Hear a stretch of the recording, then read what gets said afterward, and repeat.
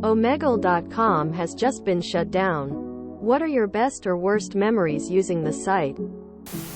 Obligatory, not my story, but my best friend met her boyfriend on Omegle in 2015. She calls me one day and says she met this guy online.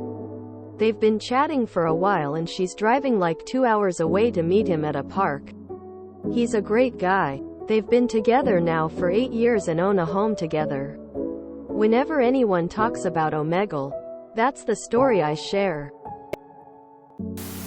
A huge chapter on the internet has finally closed. Most of those pages are stuck together. Went on the site to talk about Star Trek. Got connected to a suicidal girl in Morocco. Talked her out of killing herself that night. Exchanged information so she could message me whenever she was low. Now she's a doctor and I haven't gotten one of those messages in over a year. Edit. She's still alive. We talk regularly. Edit number 2. Since this is getting so much attention, I'm going to use it to promote Roll Chat. If you used Omegle for fandom or writing, like I did, you might want to check it out. RIP Harry Max Omegle bars. I remember one of the things my friends and I enjoyed doing on Friday nights when we were in 8th grade was to hang out at the library to jump on computers and mess around. Since we didn't have internet at home, since it was a group of 6, it was hit or miss if we could all get computers. That day we were only able to get 2 across from each other. So we split 3 on each. We decided we were going to jump on Omegle to mess around with internet strangers. After a few minutes, we were shocked when the person we matched with was each other. We were all trying our hardest not to burst out laughing cause it was too unbelievable seeing both groups in the cameras. I don't know what the odds are of that happening, but it's become a core memory. Chatted with a guy from Romania. His English wasn't the best but we made it work and I understood most of what he was trying to say. He loved classic American rock and told me how he saved up to buy a guitar and had been practicing. I also played guitar back then and ended up teaching the guy. AC/DC thunderstruck in the 3 hours we chatted. It wasn't perfect as you could expect from only that bit of practice, but seeing the dude get the main chorus down and the smile on his face was worth it all. Best 3 hours I spent. Hope he is still keeping with it. Best. Saw titties once. Worst. Saw many dicks.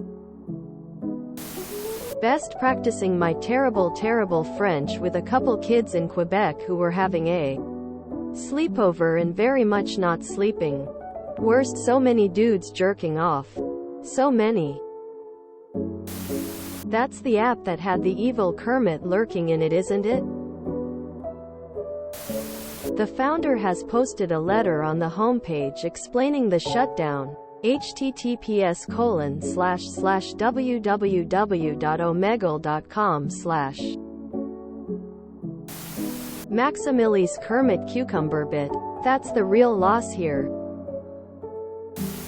Best. The do. When I was in middle school I met PewDiePie and Cutie Pie Marcia there when she tweeted about logging on for a few minutes before they went out to dinner. I don't think I would have had a chance if he'd been the one to tweet.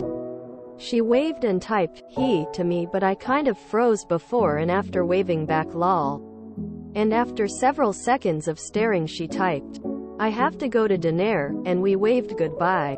PewDiePie was just lying on the bed next to her with full underchin toward the camera while she sat up and typed. And I think it was the first time I realized he wore glasses.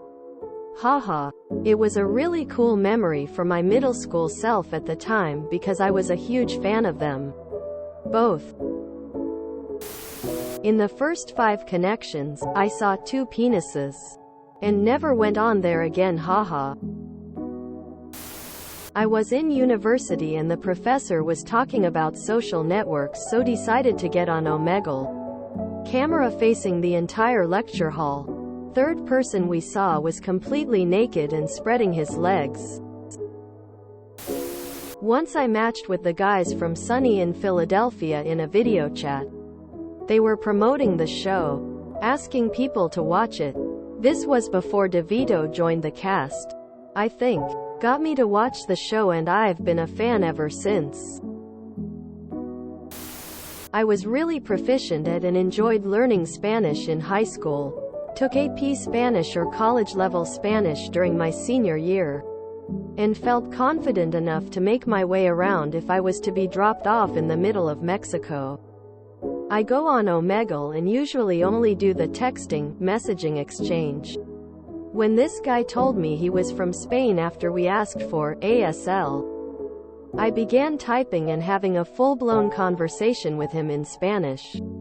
I'd like to think it made him feel more comfortable expressing himself, and it also helped me practice my Spanish. I asked him if he thought my Spanish was good and he typed, "Sí, tu español es muy bueno." I could have died happy on the spot.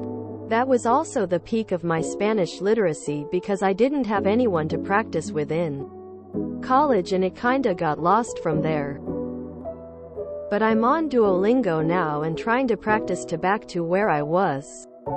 #Spanish or vanish.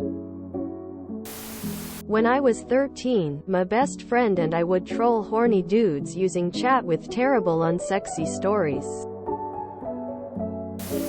One time I went on there and there was a man butchering a goat. Never went back on.